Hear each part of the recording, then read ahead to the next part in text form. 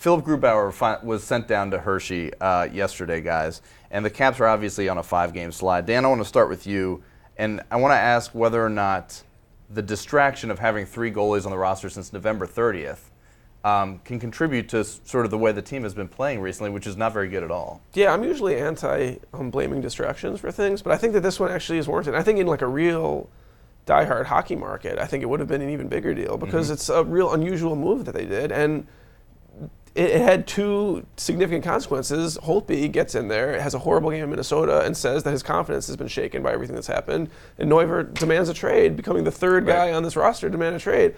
I mean, I think in like a big time, and I've talked about this before, I think in a big time hockey market, there's like wolves at the gates for the Caps right now with stuff like this. And I think this was an avoidable thing. This did not have to happen. It's not like Grubauer went out there and won 12 games in a row for them. They were still kind of muddling along, and to kind of bring that on yourself for no obvious reason, I think, I'm not saying that it's the reason they've been kind of mediocre all year, but I don't think this helped at all, and I certainly think it has part of the blame. Rick, Oates almost seemed kind of like he regretted almost a little bit of the distraction, kind of admitting that it became a distraction and sending Grubauer back down. The last 2 games he was pulled, gave up 6 goals and 22 shots or something like that over the last 2 games. But I mean, do you agree that this could be part of the reason why they're struggling as a whole? I think it definitely is. You had the impression during the whole thing that they were almost like day to day checking the temperature to see, do we know what we're going to do now?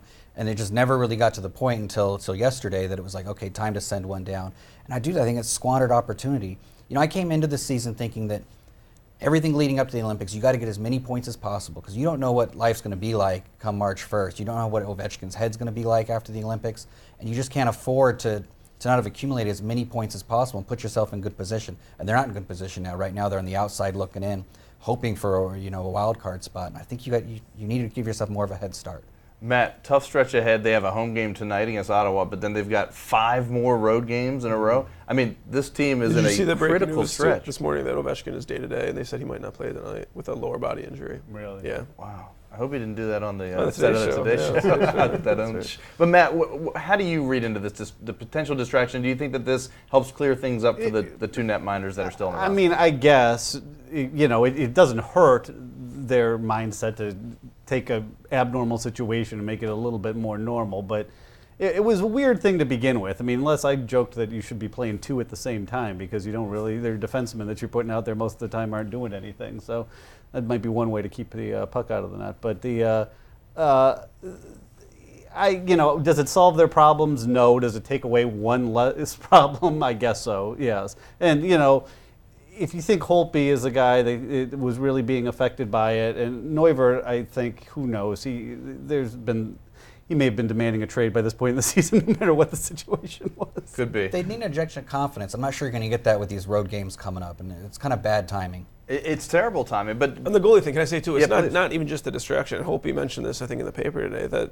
During practice, they have 2 nets. And when you have 3 goalies and 2 nets, there's one of the guys who's not getting as much work as he'd want to get. Just like seeing pucks and getting a feel for the game, I think.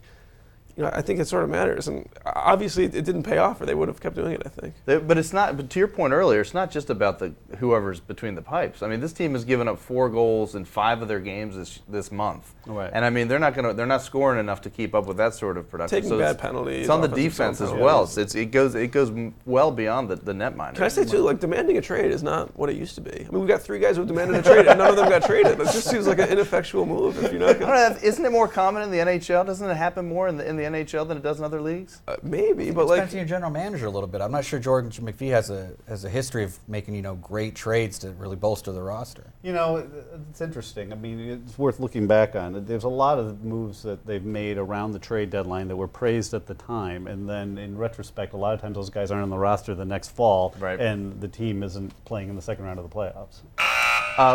Look at that! That was perfect timing.